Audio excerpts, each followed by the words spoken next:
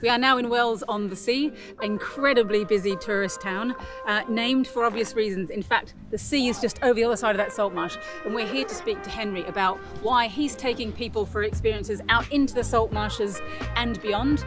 But more importantly, why he wants to do it in old-style fishing vessels, and why reviving the ancient art of smuggling might be an important part of our response to climate change.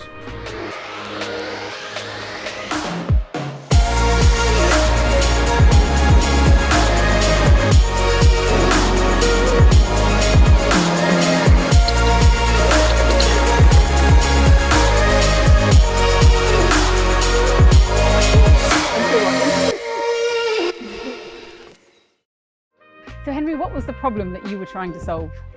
Was what I wanted to do was set up a sustainable travel business. So you could go out on a fiberglass boat with an engine, you could go and see the seals, you could go around the harbour, but I wanted to incorporate the marine history, incredible history in North Norfolk with the various boats, and then take people deeper and further along the coast and into the salt marsh, bring in the wildlife, and then bring in this adventurous element as well. So not just staying in the safe harbours, going out across Wells Bar, going along the coast of some of the islands. How has the climate crisis fed your desire to set up a business like this? We've had various floods over the last couple of years where Wells has been really badly affected.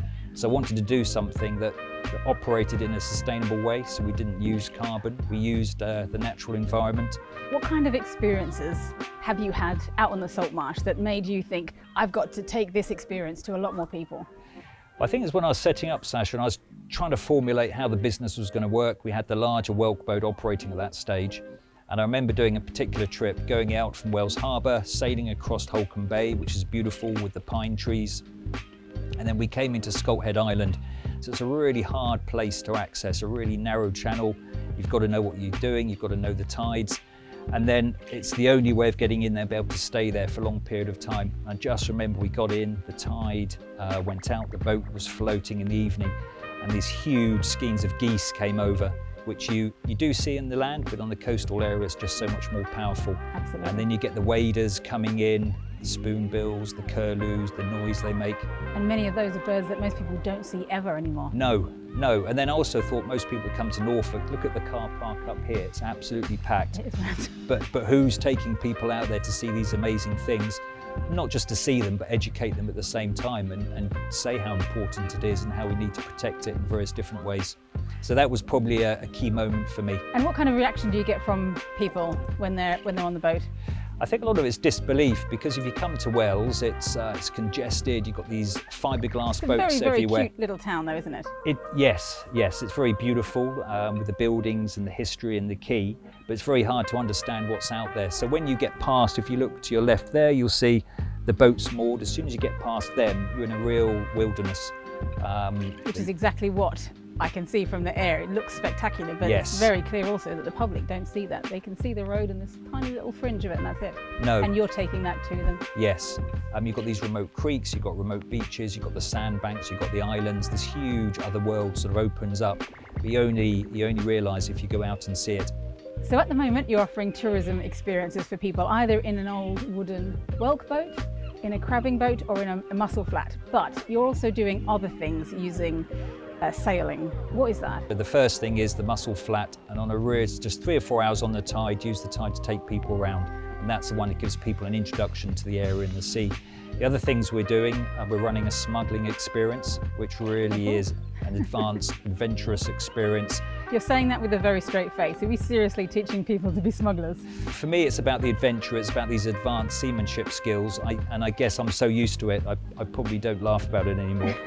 But it's about going off-piste, it's about going off-grid, so it's not going in the marked channels, but it's going to these islands I've spoken to you about, where the access points aren't marked at night, teaching people how to get in at night, teaching people survival skills, what happens if you get compromised on the salt marsh. Which a lot of people need. A lot of people are still scared of anything to do with Yes. nature these days, and you're taking them that one step further. Yes.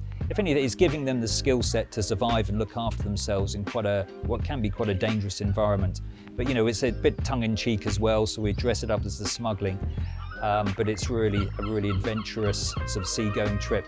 So, and on top of the smuggling, you're also using the vessels for cargo shipment, which would also be zero carbon movement. What have you transported?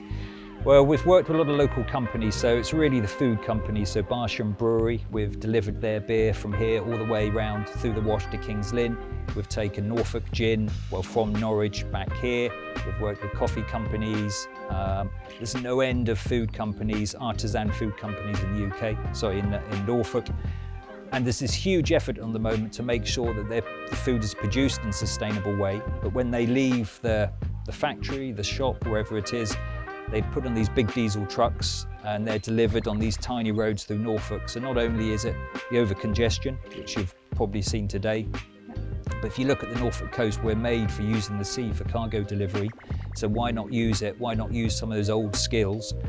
So not only will we deliver the goods, but at the same time you can take people for a positive experience. So we've worked with a homeless charity in King's Lynn, the Perfleet Trust. So at the same time they get a life-altering experience whilst we're delivering the cargo. So do you think that actually delivering goods at a regional level under sail could actually be a viable commercial option for people? And obviously it is zero carbon. Some countries are already there. There's a company called New Dawn Traders in Bristol, organised nationwide and with Europe for cargo to be delivered by sail from the Caribbean, from Portugal. So for example, a schooner came to the south coast of the UK, came around to Yarmouth, dispatched some of the olive oil there, we picked it up and brought it round here. So yes, we've got these old barges, we've got the boats, we've got people that want to go out and do it. So yes, it just take a bit of time and people to dedicate resources to it. So what you love about these old wooden boats is that it uses local skills, it's using local woods, but also they're completely biodegradable, so they're not going to leave a mess for future generations to fix, to sort out. But it also offers a sustainable form of cargo for goods. All the boats I've just shown you now, I found them on the marsh. Some were almost completely rotten, some were going that way. So we'll use them and hopefully for a long period of time, hopefully pass them on to another generation.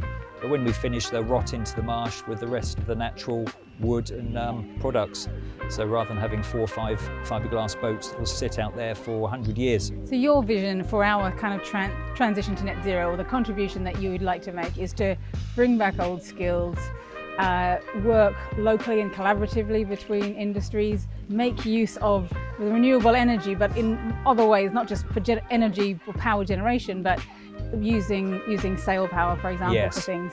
And do you think that this is a concept, an idea that has the potential to spread all around the country, to have like a scalable impact, one that we can see making a change towards net zero?